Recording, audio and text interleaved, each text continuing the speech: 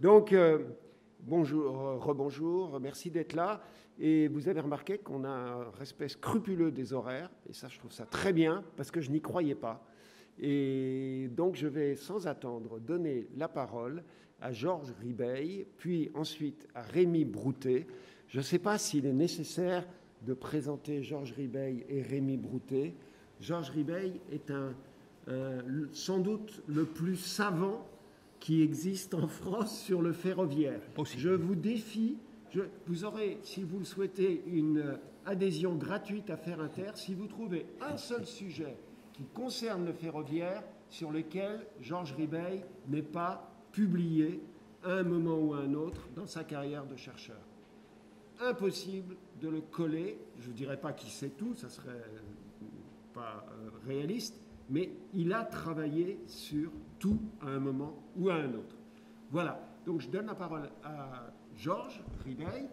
Il est historien, il est sociologue, il est ingénieur de l'école centrale. Vous savez, en France, l'école centrale, c'est pas n'importe quoi. Rémy Broutet, lui, je le présente tout de suite et comme ça, ils pourront enchaîner. Il est socio-économiste dans le cadre d'une institution qui est liée au chemin de fer, mais côté personnel, côté organisation syndicale. Il est un économiste, socio-économiste. Il sait aussi énormément de choses sur le ferroviaire. Il a des problématiques très personnelles. Et dernier point, c'est qu'ils sont tous les deux membres de Faire Inter. Voilà. Il faut imiter les bonnes personnes. Alors, voilà. Donc je donne la parole à Georges. Oui, comme tu l'as dit, j'ai commencé à m'intéresser au chemin de fer en 1978 sur un appel d'offres du ministère des Transports s'intéressant aux travailleurs des transports, et je voulais faire de l'histoire. Et j'ai obtenu un contrat pour étudier comment on avait créé en France les cheminots. Voilà. Et puis petit à petit, je suis devenu spécialisé dans cette histoire-là. J'ai fait plusieurs contrats pour la SNCF. Je l'ai contenu de l'intérieur de manière à plusieurs reprises, une dizaine de contrats qui m'ont permis de découvrir un monde assez fascinant, le monde du siège à Paris et puis le monde des établissements. Voilà. Donc j'ai accumulé toujours, je suis toujours un historien perpétuel, parfois trouveur. Actuellement, je travaille beaucoup sur le Second Empire et la Commune de Paris. J'ai publié récemment un article, je peux le mettre à disposition de qui voudra. Voilà. Donc mon point de vue privilégié, c'est toujours un peu de rentrer par l'humain. Alors, je vais démarrer simplement avec une petite référence internationale. Nous sommes ici aujourd'hui, nous devrions célébrer 2 records à Bruxelles et pour la SNCB. Premier record, la première ligne continentale française ouverte en Europe, c'est Bruxelles-Malines en 1835. Deuxième attribut, cette ligne est ouverte par le ministère des Travaux publics. Derrière ça, il y a un enjeu politique par rapport à la Hollande. Et second record, je le réalise aujourd'hui, pendant 80 ans, des fonctionnaires vont diriger les chemins de fer belges. Je ne dis pas pour l'essentiel, une partie, la majorité du réseau sera jusqu'en 1926 dirigée par des fonctionnaires du ministère des Travaux publics. Et en 1926, on rapprochera les morceaux publics-privés et on fera la SNCB, comme société anonyme que l'on connaît comme la SNCF. Donc, record de longévité de fonctionnaires dirigeants des chemins de fer. Le ministre est le premier fonctionnaire des chemins de fer. Ça méritait d'être souligné. Alors, ma contribution, vous n'avez qu'un affreux brouillon dans ce qui a été diffusé. Je ne pensais pas que ce serait diffusé. C'est un brouillon, et en plus, aujourd'hui, je le compléterai rapidement. Donc, l'idée, c'est de s'intéresser, d'un point de vue historique, au rôle qu'a pu jouer l'État aux côtés des chemins de fer.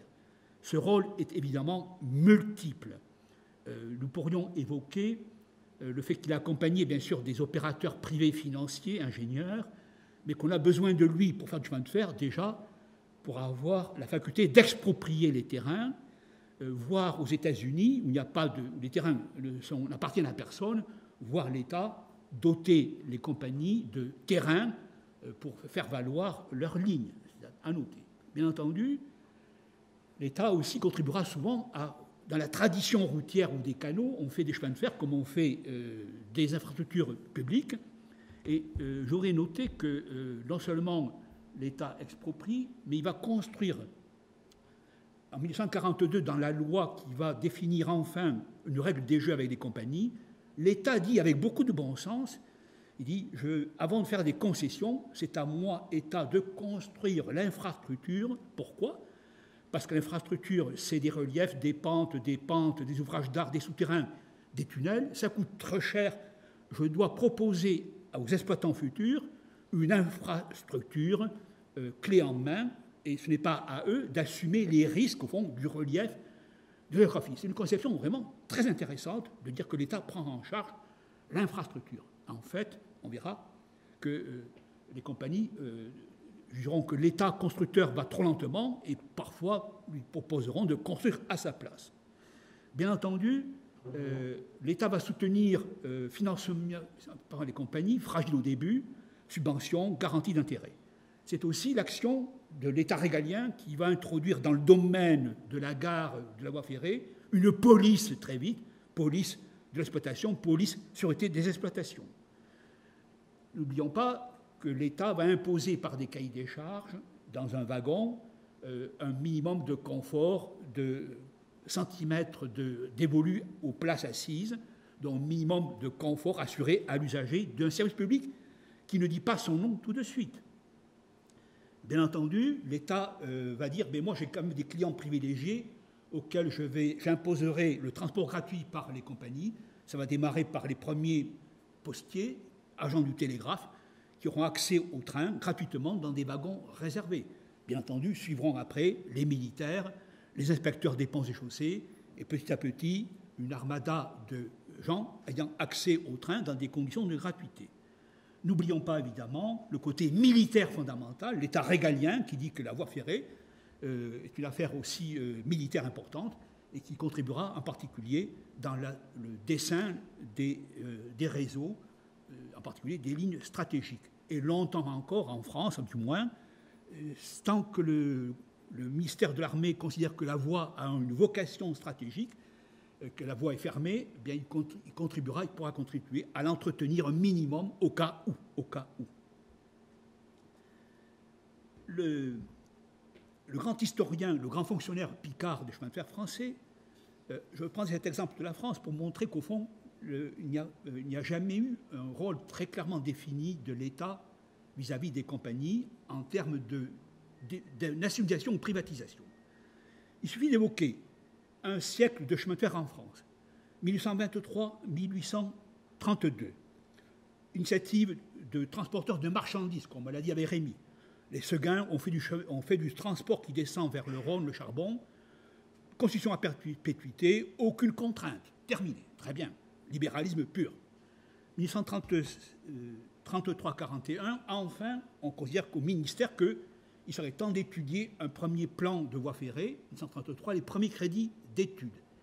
Mais il faut attendre 1842, à l'issue d'un long débat politique à la française, entre tout à l'État, tout au privé, pour trancher dans un compromis la loi de 1842. Les financiers, comme Rothschild, voudraient que le chemin de fer leur appartienne, et les ingénieurs au ministère des corps des ponts chaussées, habitués à construire les routes et les canaux, voient d'un mauvais œil les chemins de fer qui seraient une dépossession de leurs compétences abandonnées aux opérateurs privés, modèle Rallumania anglaise.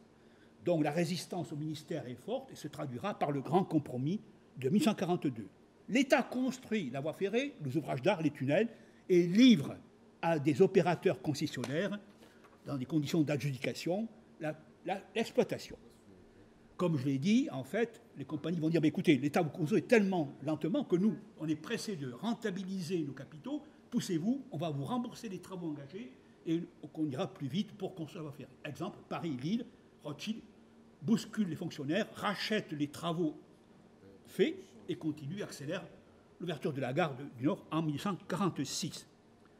Rallumania, spéculation boursière et catastrophe, 1847, tout s'écroule, en Angleterre comme en France, chute des cours de bourse, crise des denrées alimentaires, chômage dur sur les chantiers s'arrêtent, les chantiers de chemin de fer s'arrêtent, et voilà-t-il pas qu'au fond, eh bien, ça donne la révolution de 1848, un gouvernement républicain qui a la bonne idée simplement de dire, écoutez, bon, moi, c'est pas compliqué, on est dans une crise de l'emploi, je vais racheter les compagnies, les concessions, et avec ça, je fais du keynésisme, c'est-à-dire je vais relancer par des crédits publics, je relance les chantiers de travaux de chemin de fer. Vous êtes incapable, vous, d'avoir suivi. Moi, avec finances publiques, je vais poursuivre, je recrée l'emploi, l'activité et le chemin de fer et le réseau. Ce premier projet de rachat, de nationalisation qui a jamais été étudié sauf par moi-même, va aboutir à la réposition de juin 1948, c'est-à-dire le gouvernement est basculé à la veille de voter le rachat, un coup. Oui, à la veille du rachat. C'est ça que vous voulez, plutôt? Oui, voilà, vous parlez dans le micro. Bon, je parle avec les mains surtout. À la veille du rachat, on déclenche au coup de sifflet les émeutes de juin 1948, on fusille tout le monde, et la question ferroviaire est résolue par monsieur... le nom m'échappe, il reviendra tout à l'heure. Bon, l'affreux militaire qui a les pleins pouvoirs. Voilà. Donc l'affaire est classée. Là, pendant 2-3 ans, c'est la grosse dépression, mais arrive l'empereur Napoléon III, et là, c'est à nouveau le business à tout craint. L'État met de l'argent sur la table pour financer, par exemple, la petite ceinture, et c'est les grands temps de concertation, création et monopole. On va aboutir en 1957 à 6 grandes compagnies, chouchoutées par l'Élysée, grandes compagnies qui ont le monopole, la concession, avec aux marges quelques petites compagnies. Très bien. Les compagnies gagnent de l'argent, mais l'État leur dit, mais attendez, ça ne suffit pas, les grandes artères majeures, on veut construire quand même, l'État a besoin de construire un réseau, un second réseau. Et les compagnies vont dire, mais nous, on va perdre de l'argent, donc négociation, deal, eh bien l'État va financer, subventionner le second réseau. Nous sommes ainsi en 1870, 1875 arrive la Troisième République qui va remettre une couche. Ça ne suffit pas d'avoir un deuxième réseau, il faut faire un troisième réseau. C'est-à-dire, nous, État républicain, 1818, avec Gambetta et Freycinet, nous voulons que chaque canton ait un accès ferroviaire, évidemment. Nous sommes pour une justice distributive du territoire qui ne suit pas les fils, les courants du profit. Donc, bonne idée. Distribution sur le territoire d'un grand réseau de 20 000 km de lignes, c'est le plan Freycinet. Les caisses de l'État sont vides une fois de plus, et l'État va dire, bon, les compagnies, écoutez, vous avez une capacité d'emprunter, on vous confie les emprunts pour financer les travaux que nous, État, nous allons entreprendre à nouveau. Donc en 1880, on embauche des centaines d'ingénieurs au ministère pour construire les voies, le troisième réseau, avec l'aide d'emprunts passé par les compagnies qui, au guichet, touchent les commissions, un mélange assez scabreux. Et en 1983, l'État, embarrassé de ces nouvelles compagnies, de ces nouveaux lignes, les refile aux compagnies qui vont négocier de nouvelles concessions. D'accord, on veut bien s'occuper de ces petites lignes, mais il va falloir des contreparties financières. Convention dite scélérate par la gauche qui va dénoncer les privilèges excessifs des compagnies. Voilà, autrement dit, on voit bien qu'on a, et au passage, en 1978, l'État républicain, mais quelques petites compagnies, je les rachète et je vais les exploiter à mon compte. Donc en France, en 1918, naît le premier petit réseau d'État, avec plein de fonctionnaires du ministère qui vont s'occuper de ce réseau, qui va lui-même grandir, et en 1908, se grossir d'une compagnie en déconfiture, la Compagnie de l'Ouest, rachetée. Donc on aura un grand méga réseau dit de l'État ex-Ouest, qui va s'alourdir en 1920 d'un réseau Alsace-Lorraine récupéré aux Allemands, et tout ça terminant en 1938, les compagnies jetant l'éponge, on ne gagne plus de sous avec les fronts populaires, avec les congés payés surtout, et la concurrence routière, on jette l'éponge à l'État, faites ce que vous voulez de nos concessions. L'État va racheter à un bon marché, c'est-à-dire avec les dettes des compagnies, il ne paie pas un sou, il reprend les concessions et il crée au 1er janvier la Société nationale des chemins de fer français. Société d'économie mixte, parce qu'on est dans l'idéologie radicale socialiste, où comme dans les radis, tout est rouge dehors, mais tout est blanc dedans. Compromis entre la droite et la gauche, compromis honorable, 51% capital État, 49% aux intérêts privés. En fait, c'est une étatisation, ce n'est pas une nationalisation. Donc, en France, on est habitué de manière récurrente à ce grand débat où les compagnies et l'État s'affrontent durablement sur les intérêts en jeu, l'intérêt du service public ou les intérêts des compagnies privées après leurs dividendes. Je vais passer, faute de temps, sur les arguments développés par les uns par les autres. On évoquera le fait que si l'État exploite lui-même, il va s'exposer sous les coups des plaintes et procès de ses clients à se dégrader dans son image morale. Il vaut mieux que les compagnies servent de tampon entre les clients usagers et l'État, qui perdait beaucoup de sa hauteur s'il était exploitant direct, avec des casquettes infonctionnaires. Au total, lorsqu'on regarde le portrait, le paysage européen, on constate qu'il est très, très bigarré et que, quand même, au long du XIXe siècle, la tendance est vers de moins en moins d'États où il n'y aura que des compagnies privées. Autrement dit, de plus en plus apparaissent dans chaque État des rachats, des services d'État, des administrations publiques, ces réseaux publics, ces réseaux d'État plutôt, je dirais, sont tous calqués sur le modèle d'une compagnie privée. C'est-à-dire on va faire du clonage. Hein. Même le réseau de 78, très vite, on lui donne un conseil d'administration copié sur celui des compagnies avec des critères de gestion un peu comparables, mais qui mettra un intérêt de plus dans l'intérêt qui portera l'intérêt social, puisque ce gouvernement de gauche radical a bien montré aux compagnies qu'il fait du social alors qu'elles n'en font pas. Le cas de la Prusse serait intéressant. On sait bien que la Prusse c'est une confédération d'États où un petit embryon de réseau d'États en Prusse va petit à petit imposer à une centaine de réseaux privés ou d'États. Chaque petit duché a un réseau dirigé par le roi, par le duc du duché.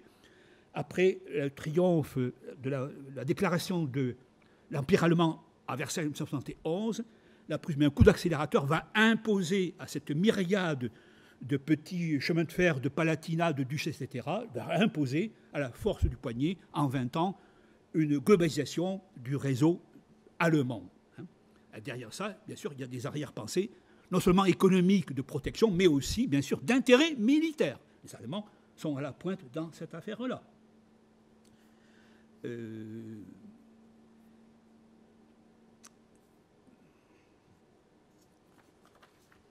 Alors, je rappelle que les compagnies avaient trouvé un bon argument pour se défendre contre toujours les menaces récurrentes de rachat, en disant, mais si on fait les comptes, quand même, l'État, il nous prend beaucoup d'argent. Et ça, c'est intéressant, cet argument qui a été développé par les compagnies jusqu'en 1930, c'est de dire, oui, ce que l'État prend, ses bénéfices, ils sont énormes. Impôt sur les transports. Deuxièmement, impôt sur les titres boursiers, actions et obligations. Ce n'est pas une mince affaire, sachant qu'il y a 3 millions de porteurs d'actions, d'obligations en France, de chemin de fer. Avantages contractuels, puisqu'on transporte à bon marché les militaires, les postiers, les agents des douanes, les prisonniers, tout ça, bien sûr, l'État en profite, et donc on va calculer précisément la perte de recettes pour les compagnies. Rajoutons les transports pour les militaires, etc. Et au total, cette addition, on montre que la somme des dividendes payés par rapport à la somme des prélèvements par l'État, des bénéfices directs ou indirects de l'État, le montant pour l'État est supérieur aux dividendes distribués. Autrement dit, une action rapporte à l'État, proportion gardée, plus qu'elle ne rapporte à son propriétaire. Argument énorme. Bon, contestable évidemment. En fait, l'État, bien sûr, il en tire profit de ces chemins de fer. Bon, voilà, c'était un argument intéressant qu'il fallait rappeler. Alors, si on prend du recul, c'était l'idée aussi, on est dans l'international, je voulais évoquer, mais ça va être refaire par Joël Portefer, je pense, dans son topo, évoquer comme que l'État intervient aussi en tant qu'acteur diplomatique et qu'il va falloir s'intéresser maintenant aux facultés de faire circuler les trains par-delà les frontières. Il y a des enjeux, bien sûr, économiques, militaires, il y a aussi des enjeux de douane dans une Europe où on se protège aux frontières. Comment autoriser un fourgon plombé à échapper au contrôle des douanes, hein. Là de rien, beaucoup de problèmes sont posés. Évidemment, Joël évoquera de ce montage réussi qu'on va très vite créer une autorité judiciaire supranationale qui est un tribunal suprême arbitral qui est basé à Berne, qui décidera que toute contestation sur un tarif international, si un train partant de Turin, il manque un colis de savon à l'arrivée à Munich, qui est responsable puisque ce train va traverser plusieurs réseaux. Hein. Voilà. Donc cette affaire-là va être réglée, tout le contentieux des trains, tarifs, délais, recettes, etc., est traité de main de maître par un office basé à Berne qui écrit des kilos de traités qu'il faut signer entre chaque État. Attention, c'est une affaire d'État. Et changer une virgule, ça mobilise énormément. 10 ans de préparation pour changer une virgule dans ce que vulgairement appelé méchamment les pandectes du rail, cette somme colossale qui nous échappe, qui permet quand même que juridiquement, il y a de l'huile dans les rouages, voilà, pour simplifier. Bon, moi je m'intéresse, j'ai déjà travaillé depuis longtemps sur l'unité technique, au fond aussi. Pour faciliter le lissage du transbordement, il faut avoir des normes communes aux frontières. Donc ça va être le propre d'une conférence. La Suisse est pionnière dans ces affaires-là, carrefour ferroviaire, qui supporte mal les pollutions, les contentieux, etc., et qui va proposer des conférences internationales, français, anglais, italien, etc. Réunissons-nous, mettons au point des normes passe-partout, passe-frontières. Et dans cette affaire-là, ce sont les gouvernements qui mandatent des hauts fonctionnaires pour négocier, et la France est très très mal placée par rapport à la tradition ferroviaire allemande où les États, le Verein a imposé très vite des normes minimum d'interopérabilité dans cette mosaïque d'États allemands. C'est le Verein, c'était à la fois une unité, un cercle d'ingénieurs et un cercle de mise au point des tarifs.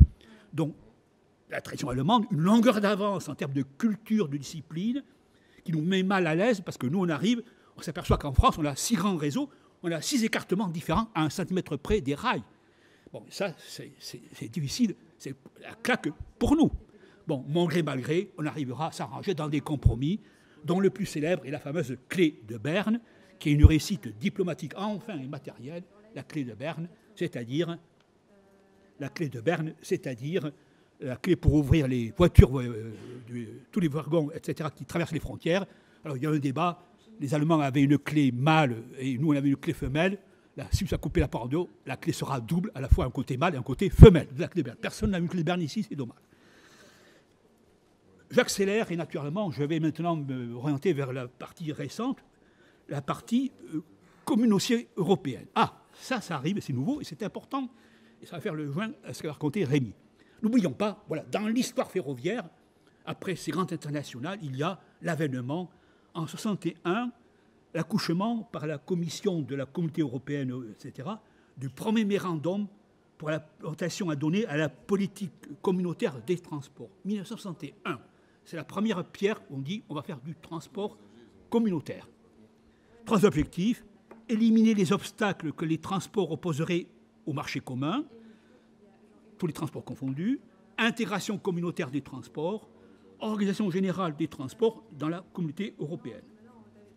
Donc ça implique la suppression des mesures de soutien et d'aide non justifiées des États, l'harmonisation communautaire par des premières règles sur l'utilisation des règles de circulation ou le matériel. En 1965, et ça c'est une date clé, en 1965, grande étape historique, méconnue, vous l'avez oublié évidemment, le 13 mai, on décide normalement d'harmoniser les conditions de concurrence du rail, du chemin de fer et de la route, en matière 3 volets, fiscal, social, intervention des États. Voilà, ça c'est une date clé, c'est le point de départ de la grande politique qui va connaître des avatars en Europe. L'harmonisation sur ces 3, fiscal, social et aide de l'État. Bon, on va passer très vite.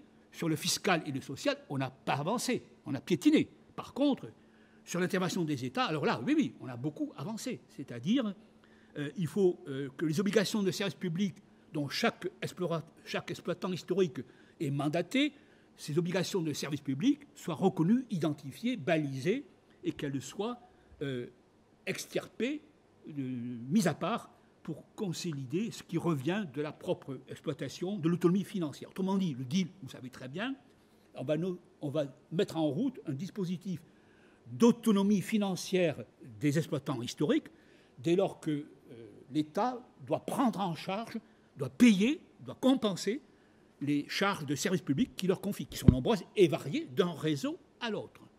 Obligation de compensation complète. Donc ça va imposer aussi maintenant d'aller regarder de près la comptabilité des compagnies, de la normaliser. Il y a beaucoup d'étapes qui vont se dérouler. Mais en 1969, la Commission adopte le règlement OSP dans les 3 domaines de transport, et en particulier demande à 6 opérateurs historiques de l'Europe à l'époque, les 6 grands opérateurs, de mettre en route avant 1971 l'harmonisation des comptes de chemin de fer et l'adoption des règlements OSEP. On met à l'écart les autres transports, en particulier les transports ferroviaires à moyenne distance. Donc, date clé qui aboutira, dernière étape importante, en 71. Lorsqu'on lit les textes, on ne les lit plus, ces textes affreux de la Commission. En 71, la Commission adopte une proposition double, l'harmonisation des relations financières entre les États avec l'organisation des comptes ferroviaires. Deuxièmement, le mot est prononcé, attendez bien, l'assainissement, donc du coup, de la situation des exploitants ferroviaires. Autrement dit, une fois on les a mis en position d'être débarrassés des comptes de service public, on leur demande maintenant d'assainir, le mot est nouveau. Non seulement vous êtes calculé, vous êtes une entreprise concurrencée avec beaucoup d'autonomie, mais allez-y, on vous demande maintenant l'assainissement. Et donc, du coup, ce texte qui est toujours en vigueur impose aux dirigeants de l'assainissement l'équilibre des comptes, ce qui n'était pas forcément prévu. Pour terminer, je rappellerai qu'en France, effectivement, le fameux rapport Nora, qui est un moment important, accouché en 1967 par un inspecteur des finances et une bande de fonctionnaires, anticipe un petit peu ce grand tournant ferroviaire en France, reconnaissant que la SNCF est pâtie d'une ingérence de l'État insupportable, et demande que l'on crée maintenant, dans les rapports État-SNCF, la mise à jour de conventions, de critères de mesure de ces résultats, et de négocier dans un contrat de programme les objectifs attendus d'une entreprise qui est libérée, compensée dans ses charges de service public.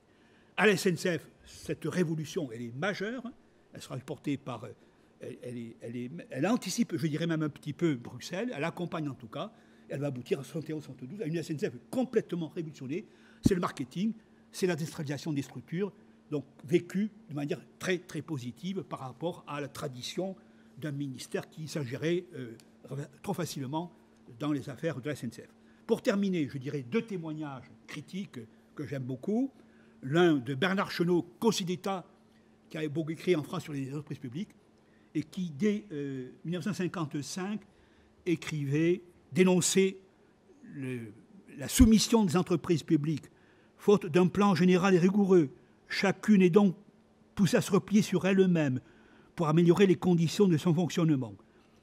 De manière paradoxale, les sociétés nationales ne sont pas responsables, mais plutôt subissent cette perpétuelle hésitation d'un pouvoir oscillant entre l'ébauche d'un nouveau libéralisme et les fantômes d'un dirigisme mort. Un peu plus tard, en 1955, toujours il dit, ça c'est fabuleux, sur le thème du mimétisme du PDG d'entreprise publique, qui va faire mieux que dans le privé. L'attitude de ceux qui veulent juger une entreprise d'État sur la balance de ses comptes, comme s'il s'agissait d'une épicerie, pousse les dirigeants à chercher leur justification dans leurs propres statistiques et non pas dans la part qu'ils prennent au progrès de la collectivité. L'entreprise publique n'a pas été créée pour vivre sa vie, mais pour servir. Sa prospérité en elle-même n'a pas de sens. Il n'est pas bon de diriger à valeur absolue, le principe de l'équilibre financier des comptes. Je terminerai en évoquant un Belge, Rogissard, qui était haut fonctionnaire à la SNCB et qui a maudit la réforme de structure, qui a écrit des textes assez savoureux. Je rappellerai, il développe une idée intéressante. Il dit, dans les années 80-90, ça y est, on a embauché n'importe qui, des genoux, dont la fin des traditions d'apprentissage, d'où le recours, l'incompétence des cadres, d'où le recours à des boîtes privées de consultants qui apportaient la doctrine du libéralisme. À la SNCF, j'ai connu ça, c'est management. Donc, toute une perversion de la chère vie. Donc, tout cela aboutissant à la perte de doctrine partagée par les réseaux historiques, qui se retrouvaient dans des cercles à l'UC, etc., démantèlement, déliquescence progressive, voilà, en pointant le phénomène, je l'évoquais ces jours-ci, le phénomène du changement complètement des recrutements.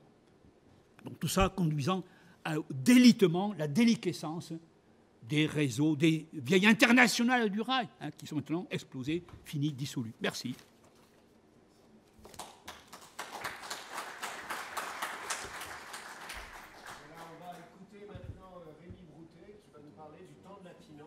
l'État et le train du service public gestion d'actifs, ce qui prolonge très bien la conclusion de Georges. Oui, je vais essayer d'avoir la même verve que Georges, ça ne va pas être facile, mais bon. Voilà, je pars d'un point, c'est que dans la suite de ce que vient d'évoquer Georges, c'est est-ce qu'on peut parler d'un divorce en fait entre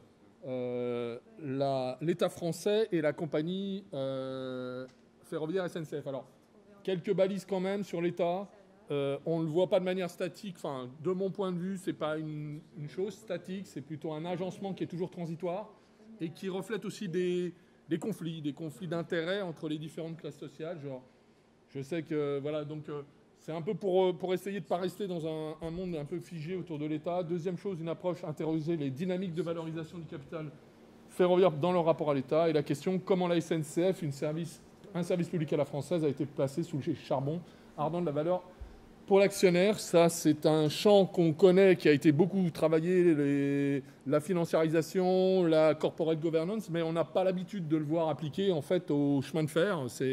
Ça a l'air d'être des mondes étranges. Je vais essayer de montrer que ce n'est pas si évident. Alors, ce divorce a-t-il vraiment lieu avec l'avènement de la politique de concurrence dont on a évoqué les prémices? Certains commentateurs, certains économistes parlent aujourd'hui d'une régulation absente. Et le fait que l'État organise sa mise à l'écart de l'activité économique. Alors, aujourd'hui, la rupture serait donc consommée et avec un État qui a été institué, on en a parlé à un moment donné, qui avait été institué en structure administrative de coordination de l'économique. C'est dans les années entre 30 et les années 1930 jusqu'aux années 60 qu'on a cette structuration qui renvoie aux planifications, notamment en politique, et ça a été évoqué. Et donc, on aurait cette rupture consommée, ce fameux divorce. Or, la dernière loi pour le pacte ferroviaire qui a été adoptée en juin 2018 ne fait pas que transposer les conditions de l'ouverture à la concurrence. Elle a aussi pour effet le renforcement de l'intervention étatique dans la gestion de la nouvelle SNCF qui, statutairement, a été privatisée. Donc, là, je vous ai fait quelques repères qui renvoient à ce qu'on a dit de la préhistoire un peu de ce régime-là. Et donc, le plan 1, on va parler dans le premier temps, je vais vous parler de l'émergence de cet État actionnaire, de la financiarisation de la compagnie ferroviaire. En 2, les ressorts d'un réaménagement économique qui associe l'État et la SNCF dans un pacte d'argent. Et en conclusion, on verra les contradictions et les limites que ça peut introduire. Voilà. Donc le premier moment important qui aurait pu être un moment pour nous de bifurcation, c'est la question, et c'est un refoulé un peu dans l'histoire économique et un peu politique de la France, c'est celui des nationalisations et son virage des privatisations.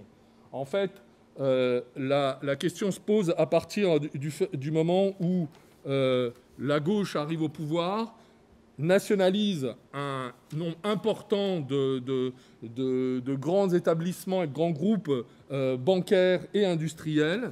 Et à cette occasion, le plan de 82-83 prévoit, parmi les réformes de structure, l'extension du secteur public qui doit promouvoir une nouvelle dynamique de croissance. C'est ce qui se dit à l'époque. Voilà. Et dans ce cadre-là, vous avez dans cette suite la loi d'orientation des transports intérieurs en décembre 82 qui affirme le rôle central de la SNCF dans cette fameuse planification liée sur une nouvelle dynamique de croissance et un statut d'établissement public à caractère industriel et commercial lui est conféré. Cependant, un virage va intervenir. Je ne vais pas rentrer dans les grands commentaires et je vous renvoie par exemple aux travaux de Morin dernièrement ou d'autres travaux sur l'analyse de ce qui s'est produit dans ce virage de la période de 83, 84 et de la rigueur. Va débuter, ça scelle le retour d'une forme d'orthodoxie dans le pilotage des entreprises avec des indicateurs de rentabilité. Et le changement de majorité de 1986 donne lieu à une grande vague de privatisation. Alors pourquoi revenir là-dessus? Parce que les juristes, à cette période-là, vont noter, et le droit a toujours une forme d'expression assez raccourcie des grands enjeux du moment, c'est de distinguer à quel titre les pouvoirs publics interviennent maintenant. On ne sait plus trop. Il y a un brouillage, ils notent qu'il y a un brouillage. On ne sait pas s'ils interviennent en tant qu'actionnaires ou tuteurs.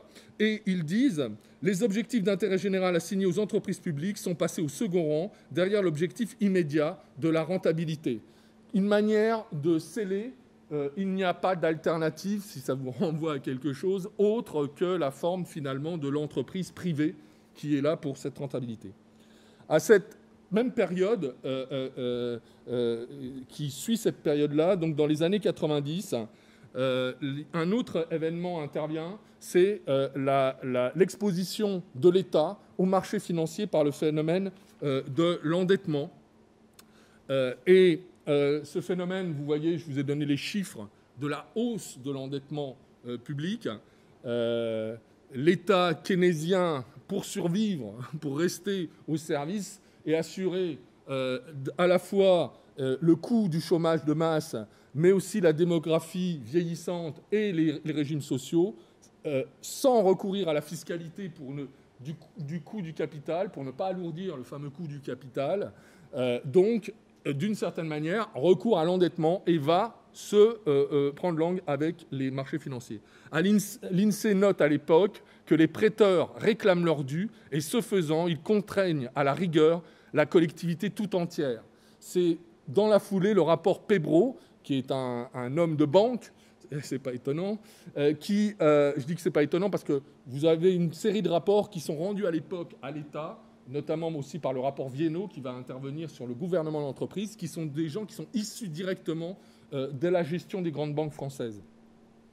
Donc, le rapport Pébro fixe comme un horizon indépassable l'impératif d'un retour à l'équilibre des comptes publics par un effort planifié et largement partagé de réduction de la dépense publique jugée inefficace. Les dépenses publiques inefficaces doivent être... Il y a une rationalisation qui doit intervenir. Hop, attendez, j'ai peut-être sauté. Non, c'est là. Dans cette période où, justement, l'État se confronte au niveau de l'endettement, il va transférer une partie de cet effort d'endettement qui lui vient des marchés financiers, il le transfère en 1997 à RFF, qui est la structure de réseau qui est patrimonialement sortie de la SNCF pour des raisons qui tiennent pour une part à l'ouverture à la concurrence, mais aussi pour des raisons très financières, c'est-à-dire de transférer une part de la dette là.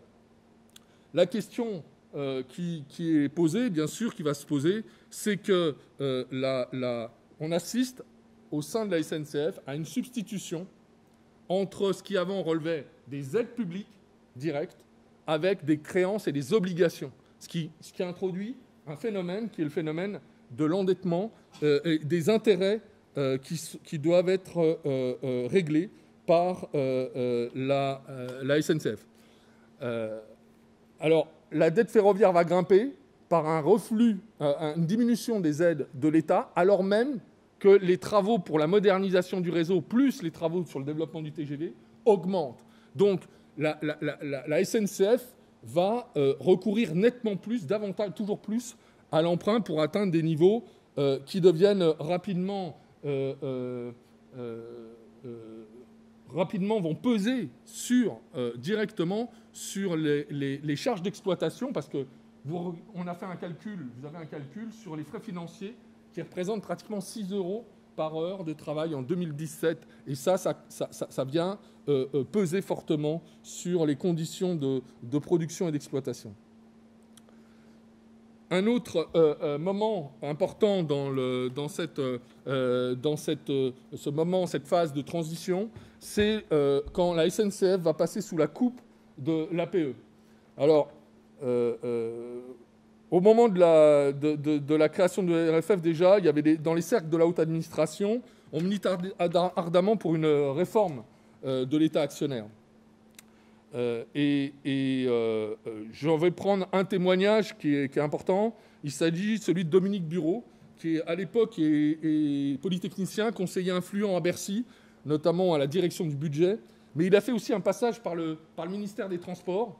Et Dominique Bureau, il est connu parce qu'il va faire une carrière, il va arriver à l'ART, hein, à l'autorité de régulation des transports en 2014. Et alors, dans un papier à la revue française d'économie qui fait un peu autorité dans les cercles de la haute administration, il s'exprime et il veut pallier l'absence de mesures objectives de performance des groupes publics et de monitoring interne pour discipliner les dirigeants. Il propose de transposer au secteur public la démarche du rapport Viennot de 1995 sur le secteur privé. Qu'est-ce que le rapport Viennot de 1995 ? C'est celui qui propose de transposer en France les processus de corporate governance, de gouvernance actionnariale, donc dans l'intérêt de l'actionnaire, qui sont déjà développés aux États-Unis et dans les mondes anglo-saxons. Et donc, là, très clairement, il y a une volonté de normalisation de la SNCF sur ces mêmes normes qui s'expriment à la tête de l'État.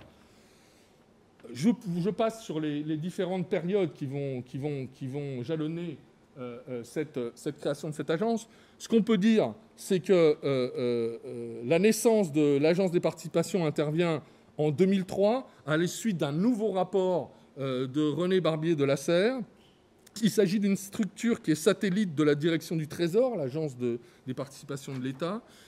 Et on peut dire, bon, on pourrait débattre, mais je renvoie ça un peu au débat tout à l'heure sur la réalité du pouvoir exercé par cette APE, mais il n'empêche que la création de l'APE entérine la conversion de la puissance publique au rôle d'investisseur en fonds propres, c'est dans les statuts de l'APE, hein, en fonds propres dans des entreprises stratégiques dont elle entend stabiliser et valoriser le capital.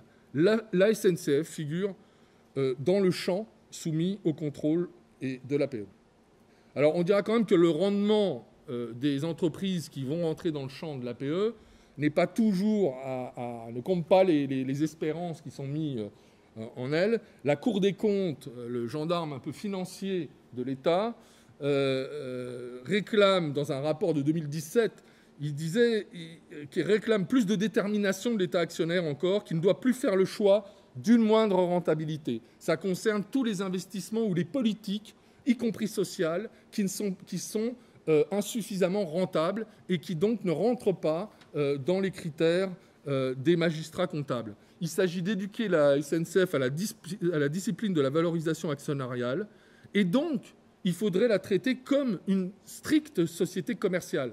Or ça, en 2017, la Cour des comptes demande donc ce qui va être fait un an plus tard par la loi dont je parle de 2018 qui transforme statutairement le groupe des 3 établissements publics en une société holding avec désormais 5 sociétés capitalistiquement détenues par l'État, mais à statut commercial privé. Voilà. La deuxième partie, c'est la refonte des rapports de production au service de l'argent. C'est-à-dire quelle logique, en fait, là on parlait un peu des structures et de la manière dont a pu se cristalliser ce régime, là maintenant un peu le fonctionnement. La logique de compétitivité et de nouvelle rationalité, je ne m'y attarde pas trop, c'est plutôt l'objet des effets de la mise en œuvre de la concurrence. On notera quand même que bien avant la réforme du nouveau pacte ferroviaire, la concurrence effective ou potentielle, c'est-à-dire annoncée, directe ou indirecte quand il s'agit d'autres modes de transport, a stimulé la transformation du modèle de gestion de la SNCF.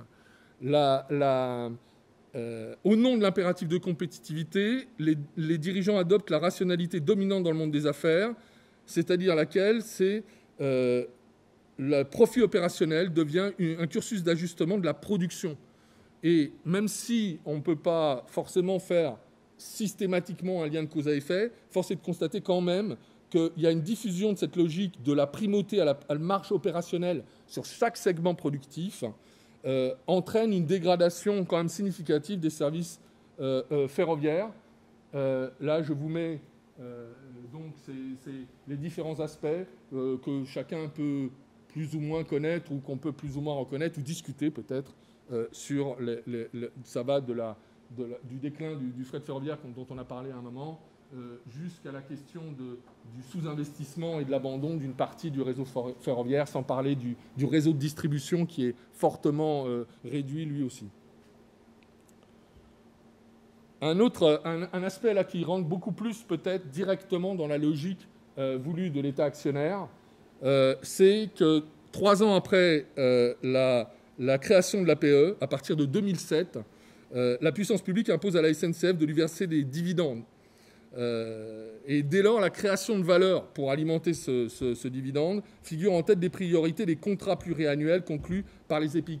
C'est la suite de ce qu'a évoqué Georges à l'instant, mais c'est une vision beaucoup plus renforcée sur les indicateurs qui sont directement liés, y compris avec des indicateurs qui vont être liés au retour, avec des critères de retour sur valorisation des investissements et avec des normes de recherche de performance et de sélection des investissements qui sont directement soumis à l'examen des rentabilités des projets et des taux de rentabilité estimés ou attendus.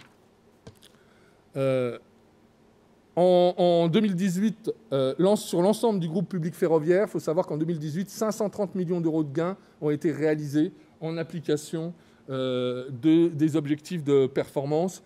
Voilà.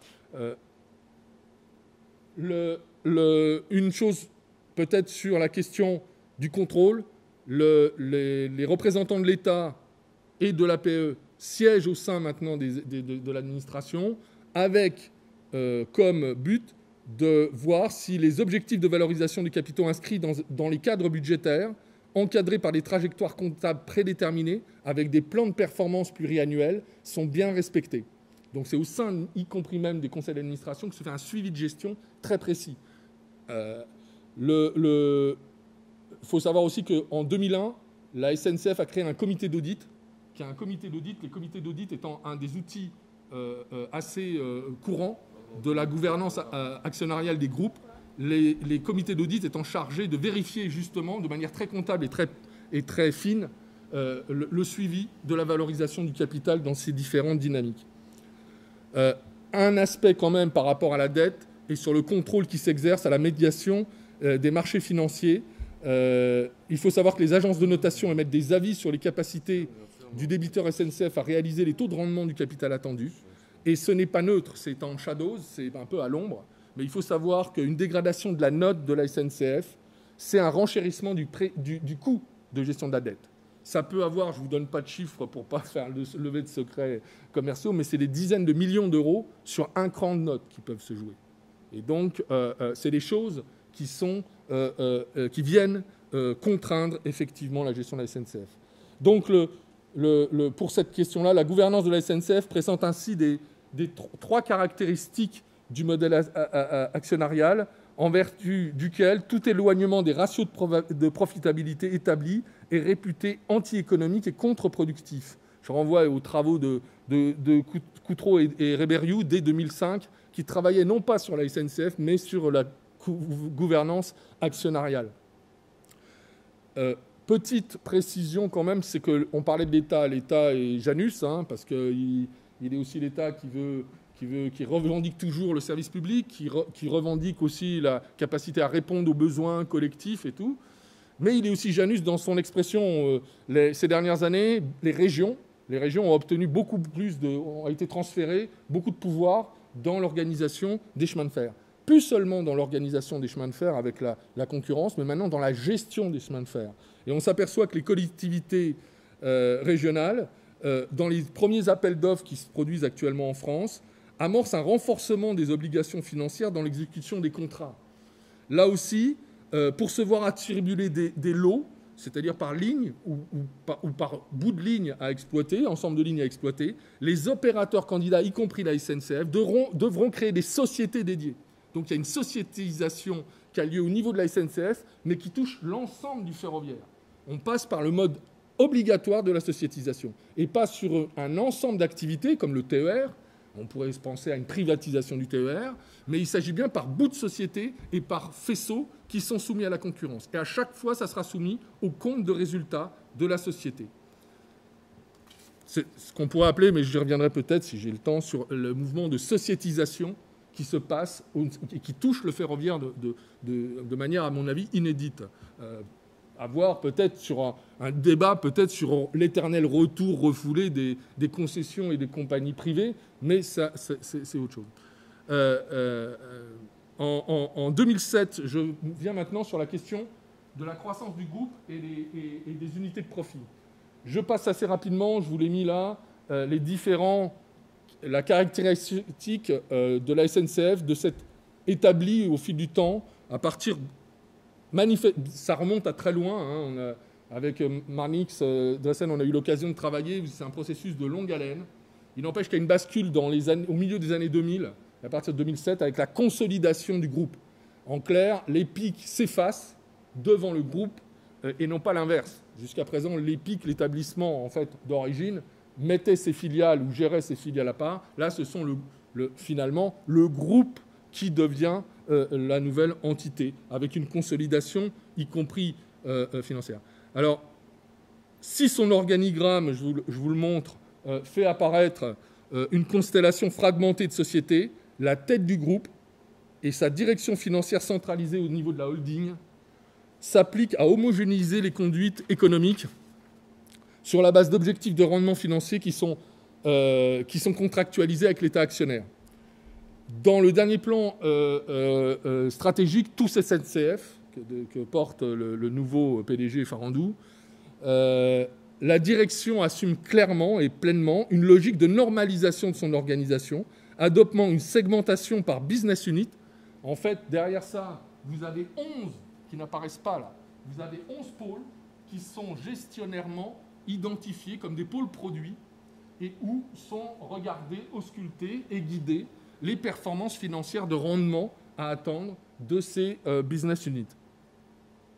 Ces centres de profit, leur rationalité revendiquée, et ça, l'entreprise, dans son plan industriel, le revendique, c'est atteindre des ratios financiers comparables à de grands groupes industriels. On est dans une forme de mimétisme. On a parlé de mimétisme tout à l'heure. Je trouve que ces formes de mimétisme franchissent une nouvelle étape d'une certaine manière. On assiste à une rupture avec le modèle historique de la firme unitaire pour revenir sur les questions du travail quand même et de la réalité de ces mutations. Auparavant, on était organisé en établissement et d'une certaine manière avec une chaîne de production matérialisée spatialement et techniquement autour de la solidarité des travailleurs. Je reprends là une citation de Claude Didry sur la question de la construction du salariat et des mondes productifs. Et là, on est quand même dans une forme de rupture avec un mode d'organisation historique du rail, et en tout cas de la SNCF. Pour ramasser cette partie sur le groupe, on pourrait dire qu'au fil des réorganisations s'opère une dispersion des activités et des relations salariales à travers la création de filiales prestataires, le développement de la sous-traitance et le transfert par contrat de missions entières confiées durablement à des sociétés privées et notamment aux conglomérats du rail, du BTP, pardon. Je donne un petit peu de précision sur ces conglomérats du rail et les partenariats industriels qui sont derrière. Il faut savoir qu'il y a une forme d'externalisation dans les travaux de modernisation et d'entretien du réseau.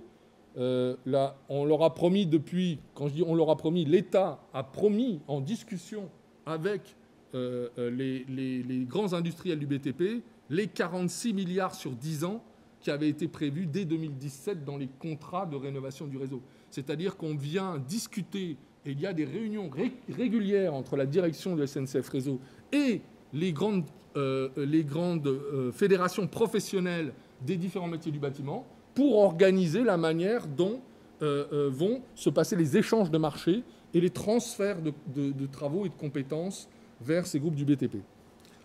En conclusion, je vais fondamentalement le passage de l'État actionnaire. Je vous mets deux facteurs structurants de mon point de vue qui sont je vous l'ai dit, le régime de financement par l'État au recours systématique à l'emprunt auprès des marchés. Et la deuxième, c'est la dilution de l'armature juridique spécifique qui guidait l'action des entreprises publiques. Alors, je vous renvoie notamment à Sophie Nisinski.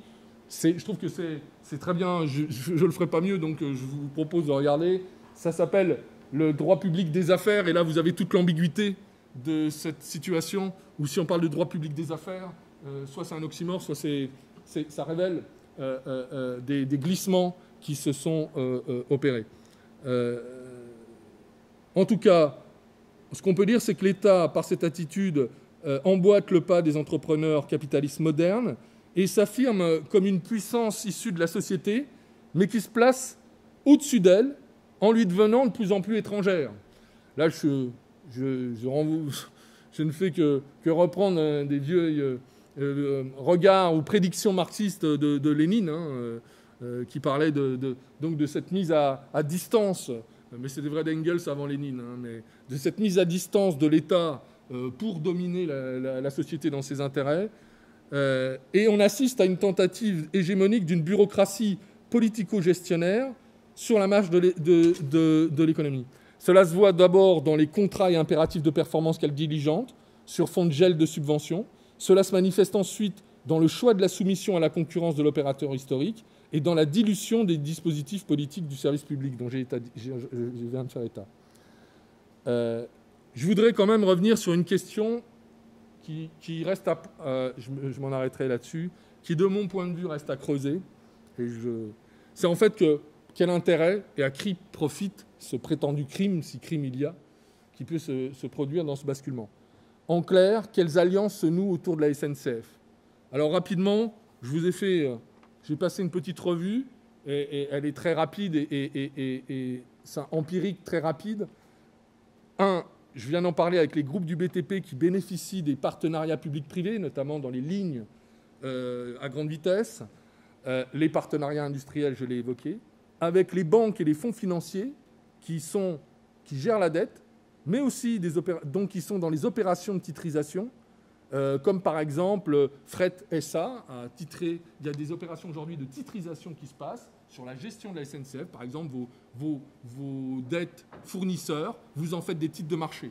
Donc il y a des banques, et les banques françaises, là encore, participent à cette financiarisation de la gestion de la SNCF, y compris dans des choses très, très basiques comme vos dettes fournisseurs qui peuvent être titrisées.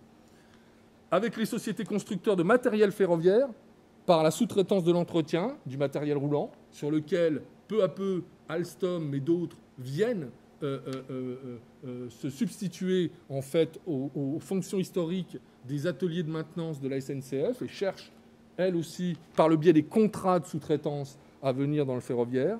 Vous avez les investisseurs privés engagés dans les filiales ferroviaires, de plus en plus, la Caisse des dépôts du Québec, un fonds de la Deutsche Bank qui était dans Akiem et qui vient d'être vendu, d'ailleurs, à Akiem étant une filiale de location de matériel ferroviaire.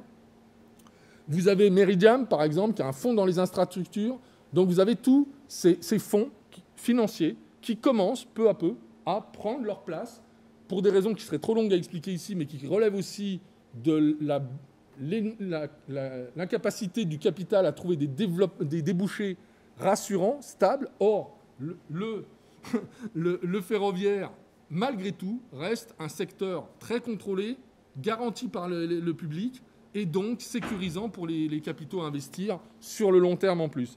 Dernière chose, et je m'en tiendrai là, les cabinets de consultants en stratégie, en gestion et en administration, c'est presque 400 millions d'euros chaque année pour la SNCF qu'elle sous-traite en études et en cabinet. Et en fait, c'est ma dernière question, est-ce qu'on assiste à une sorte de retour de féodalité du rail, pour reprendre les vieilles critiques qui avaient été faites aux arrangements de la fin du XIXe siècle et du début du XXe siècle? En tout cas, si ce n'est pas le cas, il y a quand même la question de la finalité et de la cohérence de l'action publique qui se trouve directement posée. Merci Rémi.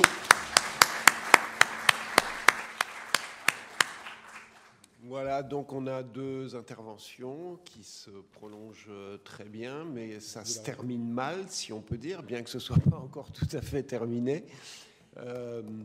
Voilà, donc d'ailleurs c'est une question qu'on pourrait poser, c'est pourquoi la décision n'a pas été prise de carrément privatiser, lancer un appel à candidature pour reprendre la SNCF. C'est une question, après tout, peut-être que ce scénario catastrophe deviendra réalité un jour, on ne sait pas.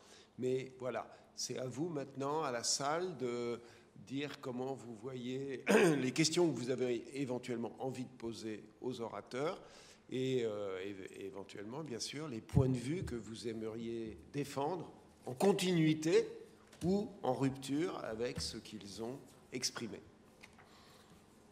Voilà, je pense qu'il y a des micros. Donc Corinne, qui est décidément sur tous les fronts, voilà, fait passer le...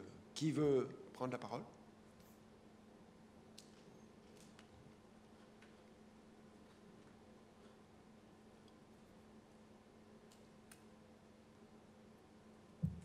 Je vous demanderai de vous présenter, s'il vous plaît.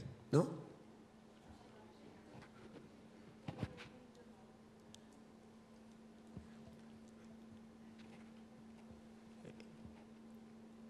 Est-ce que ce scénario est... Alors, moi, je voulais dire quelque chose en complément de ce qu'a dit Rémi. Il n'a pas évoqué, il aurait pu le faire facilement, il devait être court, c'est-à-dire les problèmes d'externalisation de la main-d'œuvre traditionnelle du chemin de fer, et en particulier à travers ces nombreuses filiales qu'il évoque, dont au moins 2 célèbrent et résument bien la manière dont on dégage des cheminots avec un statut qui coûte cher.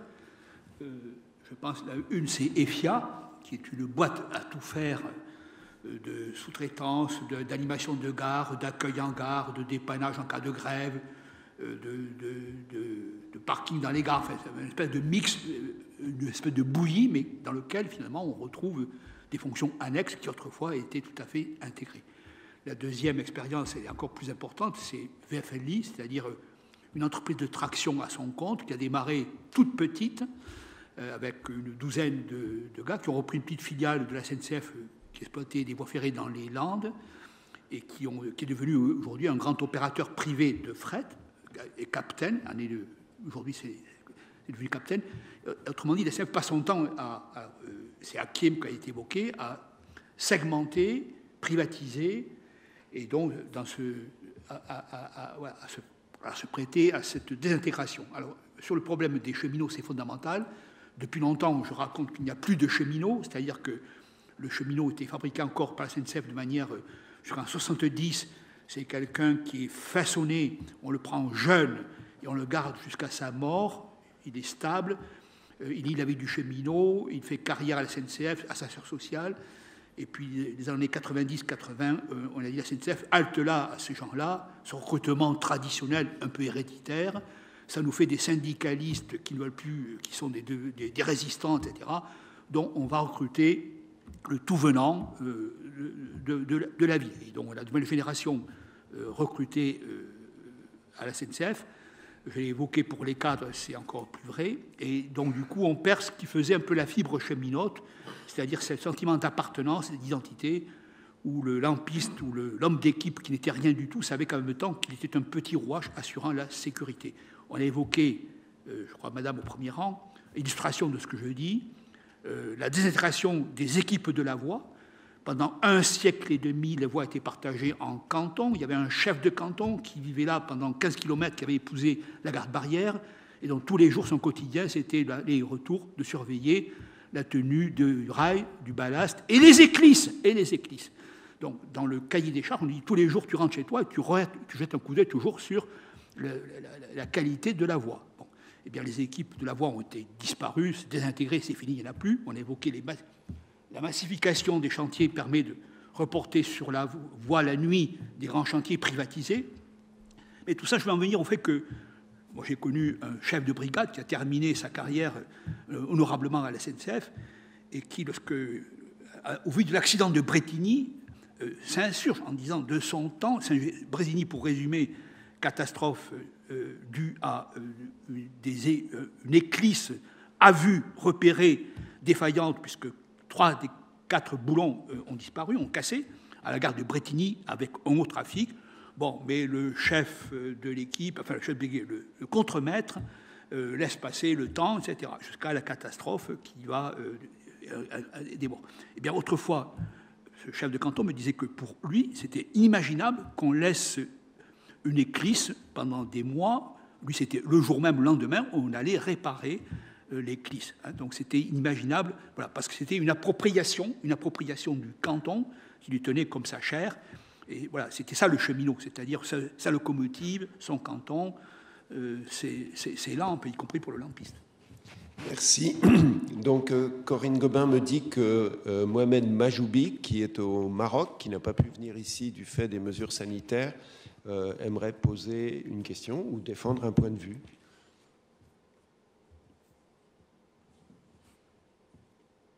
Bonjour. Bonjour. Vas-y. Merci de m'avoir donné la parole. Merci à M. Georges Ribel, M. Marnix Dressen, Mme Corinne Gobin. Mon intervention porte sur la gestion ou bien la politique menée par la SNCF dernièrement, comme a précisé M. dans son intervention, et idem pour l'ONCF ou les chemins de fer marocains, qui fait du copier-coller de la SNCF.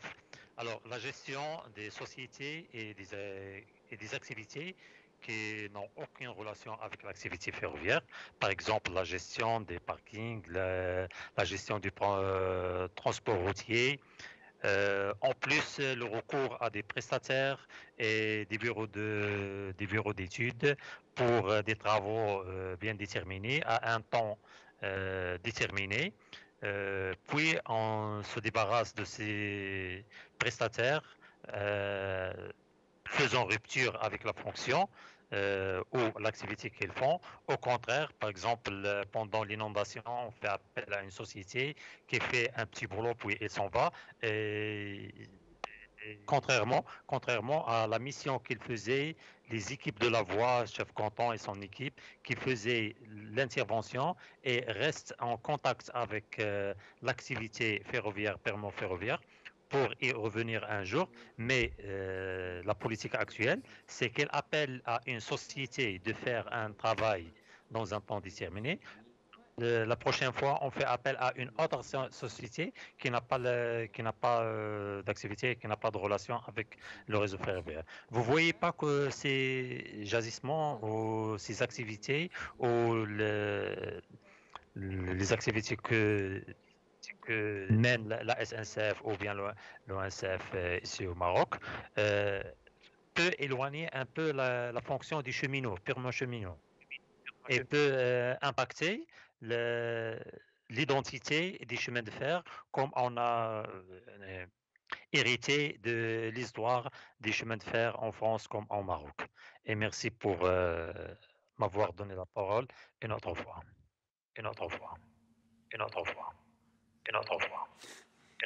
Merci beaucoup.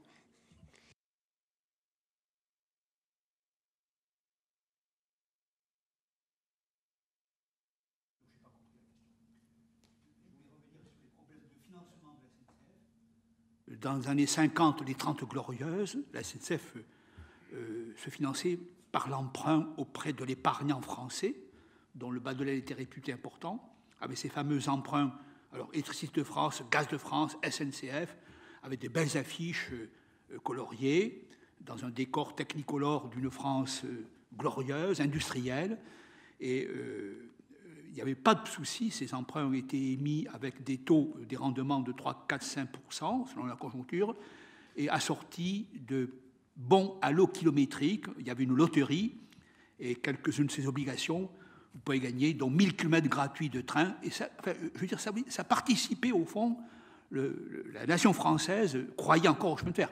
Aujourd'hui, quand même, plus personne ne mettrait $1, $1 dans une compagnie de TGV. Soyons clairs. Hein. La dette du TGV est toujours là, elle n'a pas été remboursée. Hein, voilà. Donc c'est des produits déficitaires qui mobilisent beaucoup de capitaux, d'endettement, disparus dans des objets OFNI, objets financièrement non identifiés. Hein, c'est quand même incroyable, l'histoire de la dette de la SNCF.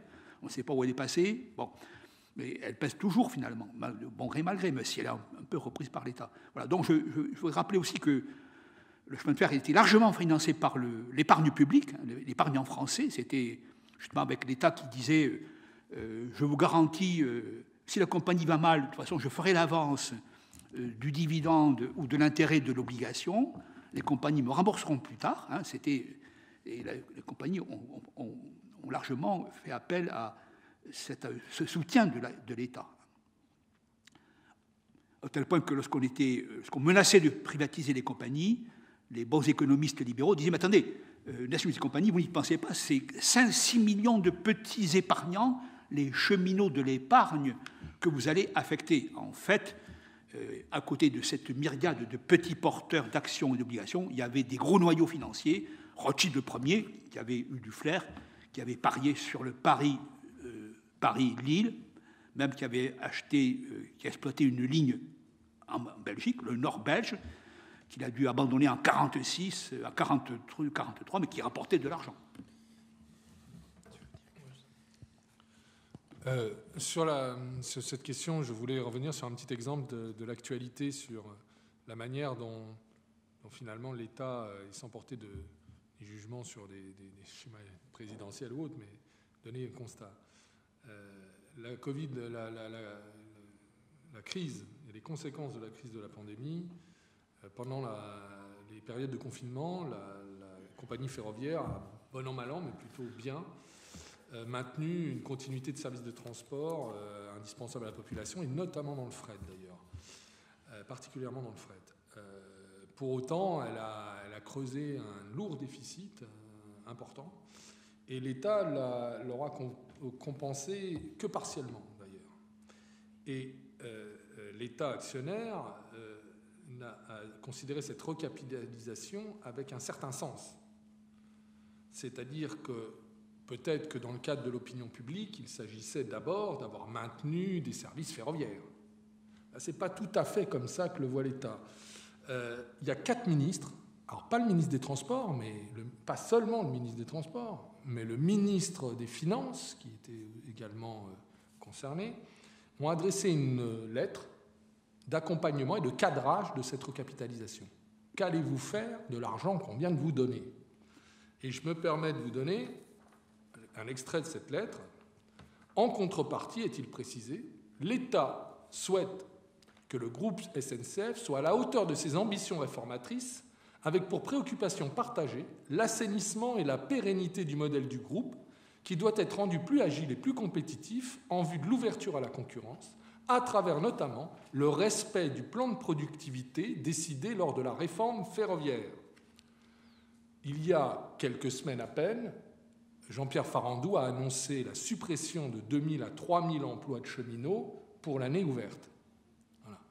Et en plus, dernière chose, précision, la lettre s'accompagnait d'une demande, d'une injonction à la SNCF de faire un plan de cession autour de 600 millions d'euros de cession d'actifs à venir.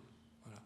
Et c'était pour vous dire qu'il y a effectivement le discours de l'État politique qui s'adresse aux populations et qui met en scène d'une certaine manière le secours et l'aide financière qu'il apporte, et de l'autre côté, dans des lettres, on va dire, d'actionnaires à chefs d'entreprise, vous avez le cadrage de l'État actionnaire qui exige son dû en termes d'assainissement financier et de rendement financier. Voilà.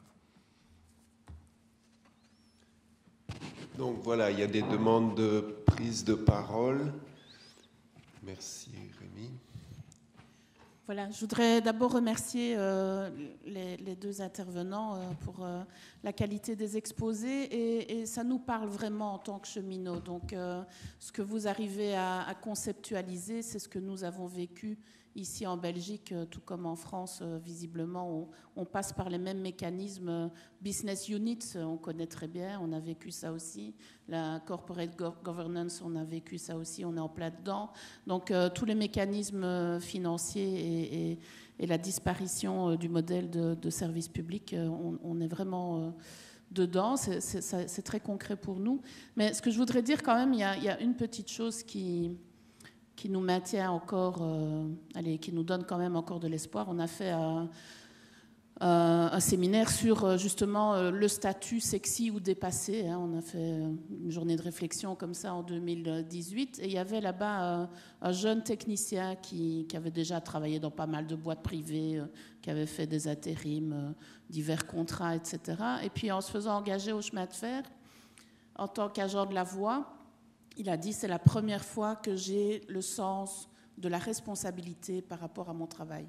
Je sais que tous les jours, quand j'entretiens les rails, si demain il y a un train qui passe avec 1000 voyageurs dedans et que je n'ai pas bien fait mon travail, je risque de mettre leur sécurité en péril. Et cette notion-là, malgré toutes les attaques et tous les mécanismes et toutes les transformations qu'on a subies, aujourd'hui encore, en tout cas en Belgique, ce sens des responsabilités et du professionnalisme et du sens du service public, il existe encore.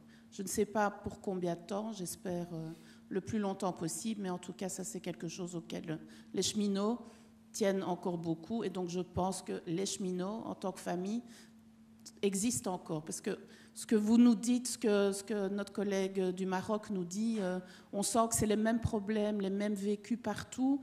Et donc le mot cheminot existe toujours aujourd'hui. Merci. Voilà, une petite note d'optimisme. Donc, ce n'est pas un désastre général. D'autres opinions ? Merci beaucoup pour vos interventions très éclairantes. J'avais une réaction à la seconde intervention. Où vous évoquez que la logique sous-jacente au développement de l'État actionnarial bénéficie en partie à une série d'entreprises qui gravitent autour de la SNCF. Ce que je ne comprends pas, c'est pourquoi la SNCF ou l'État a décidé ces réformes s'ils ne sont pas directement mandataires de ces groupes. Quel est l'intérêt que l'État ou la SNCF avait en faisant ces réformes, en sachant que je peux comprendre une logique de classe qui pourrait exister derrière, mais dans une logique plutôt d'acteur institutionnel, j'ai plus de mal à comprendre. Est-ce que c'est... certains diraient qu'il y a simplement une volonté d'efficacité, d'améliorer le service aux voyageurs, et donc on est passé d'une société moins performante à une société plus performante. Ou est-ce que c'est plutôt une volonté de baisser le coût public pour baisser les impôts ensuite, et particulièrement aux plus fortunés? Ou est-ce que c'est la volonté de casser l'organisation cheminote, comme ça a été évoqué par Marnix lors des tables rondes en haut? Donc, j'aurais souhaité que vous puissiez un peu élaborer sur cette thématique. Et j'avais une deuxième question. Là, on parle sur des constats, mais je trouve qu'en tant qu'académique, on a aussi une responsabilité de penser des alternatives. Si jamais il fallait envisager un rail qui ne soit pas soumis à une logique actionnariale, quels seraient ses contours, ou, comme on n'a pas le temps de détailler sans doute tous les contours, un de ces contours que vous verriez qu'il faudrait pouvoir proposer dans le débat public. Merci. Merci beaucoup. Il nous reste 10 minutes, donc soit je propose, s'il y a d'autres questions, qu'on les prenne maintenant et que nos deux orateurs fassent une réponse un peu groupée. Est-ce qu'il y a d'autres questions? Oui, Georges Raymond. Ah, pardon, derrière, excusez-moi. Vous pouvez vous présenter, s'il vous plaît? Je suis secrétaire national de la CGSP cheminot. Il y a quand même un élément de l'équation qui m'a manqué un peu dans l'explication. C'est quand même toute la résistance que les cheminots ont eue face à tout ça. Les grèves de 40 jours qui se sont passées en France, c'était quand même assez historique. Et je ne peux pas me détacher de l'idée que la réforme sert aussi à détruire cette force-là au niveau syndical. Quand je vois le concept de créer partout des petites unités, de scinder les gens, etc., de casser justement l'unité de cette force qui gêne en fait, qui était quand même le moteur aussi de toute la résistance contre la réforme des pensions, etc., etc. Donc je pense que dans la réforme, je pense que c'est aussi un objectif qu'ils ont d'essayer de détruire cette force. Merci. Il y avait Georges Raymond devant qui voulait poser une question. Pardon. Oui. Bonjour. Oui, c'était juste par rapport à... Vous présenter. Ah oui. Bonjour. Je m'appelle Tiffany Mathias et je fais une thèse sur la transformation numérique de la SNCF. Et du coup, voilà, c'était un propos qui allait dans le sens en fait des présentations qui ont été faites, c'est-à-dire que cette logique de financiarisation et d'injonction à la productivité, elle contribue aussi à la légitimation de nouveaux groupes professionnels au sein de l'organisation, comme les professionnels de la transformation numérique, qui se positionnent justement comme les vecteurs de cette productivité et qui contribuent eux-mêmes, enfin qui sont embauchés en plus avec des statuts aux marges de l'entreprise et qui contribuent eux-mêmes à diffuser des nouvelles représentations au sein de l'organisation. Et voilà, il y a un mouvement en fait qui s'enclenche qui fait que ces injonctions à la productivité légitiment de nouveaux groupes professionnels qui contribuent à la diffusion de nouvelles représentations. Et il y a un cercle comme ça qui se fait et qui contribue à l'évolution que vous venez de décrire. Merci. Bon, ce coup-ci, Georges Raymond devant, si vous voulez bien. Donc, je m'appelle Georges Raymond, je viens de la Suisse, mais j'ai grandi aux États-Unis et là-bas, comme vous savez, les compagnies de fret sont privatisées, ils ont leur propre infrastructure, ils gagnent de l'argent, même trop d'argent, on pense. Par contre, tout ce qui est voyageur, presque tout ce qui est voyageur est financé de façon publique, reçoit des aides publiques selon des principes assez comparables de services publics que nous connaissons en Europe.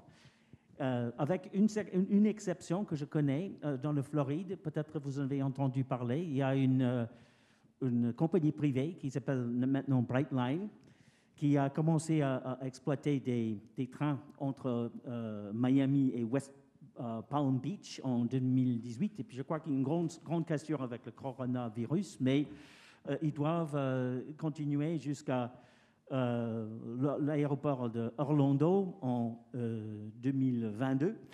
Je voulais juste soulever cette anomalie. Je ne sais pas si vous avez des commentaires, mais c'est peut-être pour être un sujet futur pour faire un terme. Voilà. Merci beaucoup. Donc là, il nous reste 6 minutes. Je propose, à moins qu'il y ait encore une question. Oui, Francis Jonon, de la SNCB et de Faire Inter. Bonjour. Et de Faire Inter. Voilà, tout à fait. Non, j'ai une petite question pour voir si j'ai bien compris.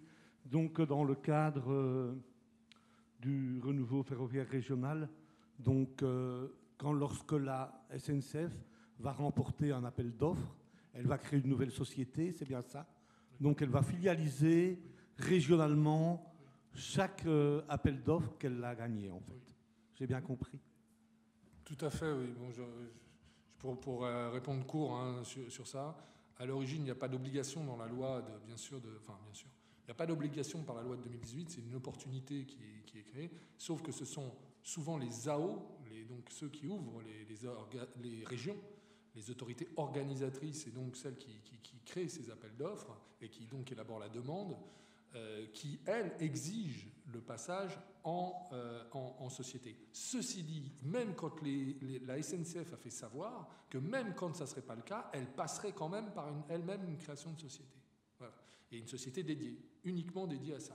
Ça veut dire qu'on est dans la segmentation, pas uniquement de l'organisation du travail, on est dans la segmentation, dans la gestion comptable et financière des faisceaux, on va dire, ou des morceaux d'activité. Alors que la BAC ne fait pas, la BAC, c'est des régions qui gèrent alors, globalement. Ça, je ne sais pas. Par contre, je me permets de vous donner une poursuite dans cette logique de sociétisation. La région Grand Est, pour gérer ces TER à l'avenir et l'ouverture à la concurrence, dans le cadre de l'ouverture à la concurrence, la région Grand Est en France a décidé de créer une société de droit local. C'est-à-dire, ça existe, c'est une structure qui a été introduite par je renvoie toujours au droit public des affaires, qui a été créé en 2007 ou 2008, introduit dans le droit français, qui permettent en fait de faire des activités, de sous-traiter, de traiter des activités et d'assurer soi-même, ce n'est pas une régie, c'est une société privée, de droit privé, dont l'unique actionnaire peut être une collectivité territoriale. Donc la région Grand Est, pour le ferroviaire, vient décider non pas simplement d'avoir ces services de la région qui gèrent les activités financières, mais va avoir une société avec des chargés de mission, des gestionnaires, avec la possibilité d'intervenir directement dans la gestion des affaires. Voilà. Oui, et alors, ça existe, par contre, excusez-moi, ça existe parce qu'en Allemagne, il y a ce type de modèle, d'après ce que j'ai cru comprendre, sous réserve de confirmation. Et même, par rapport à ce que tu as dit, tant qu'il y avait en France des réseaux départementaux qui étaient des concessions à des petits opérateurs, souvent privés, nombre d'entre eux, par des faillites, déchéances, défaillances, sont devenus des régies départementales, c'est-à-dire qu'avec là-dedans, il y avait des petits fonctionnaires départementaux. Hein. La régie, c'est quelqu'un c'est un détachement d'une administration du préfet, donc vous aviez des petits fonctionnaires, et la plus célèbre, et qui encore survit jusqu'à nos jours, la régie départementale des Bouches-du-Rhône, qui est un avatar public d'une ancienne compagnie privée qui faisait du transport local. Autrement dit, ce que tu dis par là, c'est qu'au fond, il y a le modèle de la régie, qui est un modèle public, hein, et puis le modèle nouveau, comme tu l'as dit, qu'on a créé ce statut extraordinaire de société de droit privé d'exploitation régionale. Hein, voilà. Encore, alors, les juristes se régalent à faire l'inventaire du bazar juridique dans le monde des transports. Hein. Alors, en France, c'est une jungle de concepts qui font le délice des juristes, évidemment. Mais je vais essayer de répondre à la question qui a été posée sans rentrer trop dans les détails. Mais quel intérêt aurait l'État d'adopter ces formes de positionnement? Alors, il y a plusieurs aspects. Je partage cette question des mécanismes qui peuvent être à l'œuvre on va dire de classe, hein, pour faire court. Je ne rentre pas dans ce débat. En revanche, il y a un paramètre qui me semble, c'est l'État affamé. Quand vous êtes sous la dépendance de la dette et des marchés financiers, on le voit en voyant le transfert qui a été opéré par l'État d'une partie de sa dette, parce que c'est la sienne qu'il a. Jusqu'à présent, c'était les grands investissements sur le réseau étaient supportés en grande partie par l'État. Là, il le transfère donc une partie dans les comptes de la SNCF. Donc il y a un État affamé qui affame la SNCF.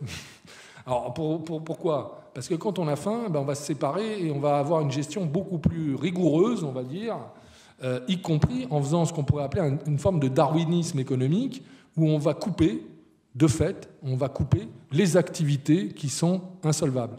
Et la demande de l'État, c'est que la SNCF, et là ça renvoie quand même à une période qui est effectivement le rapport Nora, les réformes de 69-71 qui se mettent en œuvre, c'est l'autofinancement de la SNCF. À elle de se débrouiller pour ce qui est fait une économie de capital.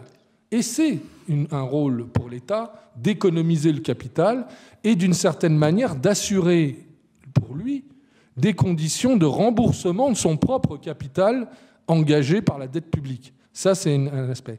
Deuxième aspect, il y a un phénomène, toujours dans le darwinisme économique qui se met en place, c'est le phénomène de la concurrence et du modèle. Alors, on peut parler peut-être d'un mythe, mais il y a des mythes qui sont très exécutoires et qui trouvent à se formaliser. Et là, ça renvoie tout le processus de construction qui est lancé, par exemple, en 86 par l'acte unique, c'est qu'on ouvre les grands opérateurs de réseau avec des normes, y compris, par exemple, on parle de la sociétisation. C'est une norme qu'au niveau de la Commission de Bruxelles et de la division de la concurrence, elle est obligatoire pratiquement. Vous ne pouvez plus justifier d'aide d'État à votre entreprise publique si vous ne respectez pas certaines normes qui sont imposées. L'État est obligé, pratiquement, il y a eu tout un débat en France, enfin qui n'a pas eu lieu, c'est un débat entre spécialistes, ça n'a pas été dans le grand public. Est-ce qu'il était obligatoire de sortir du statut d'EPIC pour passer en société anonyme? C'était une évidence, ça a été une évidence. On a beaucoup fait référence au droit européen comme une force d'obligation de fait. Je prends cet exemple-là, mais on pourrait en prendre d'autres, sur des formes qui sont de l'entreprise privée et de la concurrence comme forme légitime et unique de l'activité économique. Et ça, les rapports de force, ça renvoie aux rapports de force, j'essaye de retomber sur mes pieds, mais qui renvoie quand même au rapport de force du salariat vis-à-vis quand même de l'employeur et des formes alternatives. Mais plus pour avoir peut-être une remarque par rapport à ce qui a été dit des grèves et de leur efficacité. Mais là, on touche à une question politique. Est-ce qu'il appartient simplement, est-ce qu'on peut attendre simplement que les cheminots et les salariés cheminots, fût-ce par la grève, arrivent ou parviennent à établir un rapport de force et des propositions, puisqu'il y a une question sur lesquels modèles alternatifs, je ne pense pas que ça soit uniquement, et même en priorité, une question qui appartienne uniquement aux cheminots, surtout si on est sur une question de modèle alternatif sur la base d'un service public. Voilà. Merci beaucoup, Georges et Rémi. Et vous avez remarqué qu'on a commencé à parler des formes juridiques. Rémi en a parlé plusieurs fois dans son exposé. Et donc ça fait une excellente transition avec la plénière de demain matin, à l'occasion de laquelle vous pourrez entendre Stéphane de la Rosa, donc qui est professeur de droit et qui est un très bon spécialiste du ferroviaire, qui parlera des obligations de service public et la mise en concurrence des services ferroviaires conventionnés.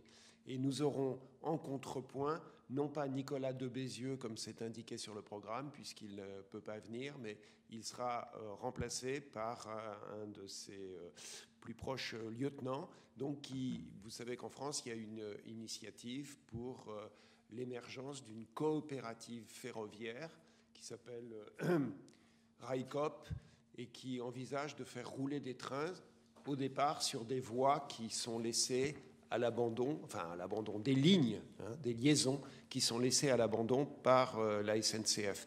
Et donc il viendra expliquer dans cette plénière qui commencera à 9h pile, vous avez remarqué qu'on a le culte des horaires, à 9h pile, donc il viendra expliquer son projet. Voilà, et tout ça sous la présidence de Jean Van de Wattine. Donc je vous propose maintenant qu'on lève notre séance, on va se changer les idées, se reposer, c'était une journée assez dense, et demain matin à 9h, eh bien, on sera tous ici, je pense, dans cette même salle. Oui, c'est ça. Voilà. Merci pour votre participation et bonne soirée à tous. Voilà.